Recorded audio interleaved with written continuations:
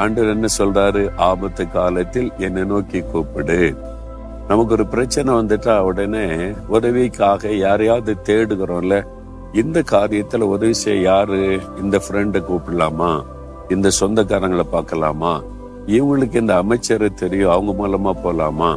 நமக்கு ஒரு நெருக்கம், ஒரு ஆபத்து வந்துட்டா உதவி செய்வதற்கான ஆட்களை நம்ம தேடுகிறோம். அப்படிதானே?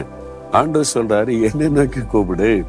எல்லா காரியத்துல உதவி செய்ய வல்லமை உள்ளவர் அவர் மாத்திரம்தான். எல்லா இடத்துல இன்ஃபுளுன்ஸ் ஆண்டவருக்கு மட்டும்தான் இருக்குது.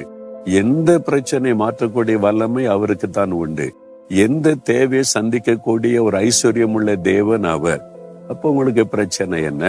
அப்ப ஆண்டவர் சொல்றாரு, நீ கூப்பிடு, கர்த்தர் உனக்கு உத்தரவு கொடுப்பார். நீ சத்தமிடுவாய், இதோ நான் இருக்கிறேன். ஆண்டவர் சொல்ற, நான் இருக்கிற மகனே, நான் இருக்கிற மகளே, ஏன் பயப்படுறேன்னு சொல்லுவார்.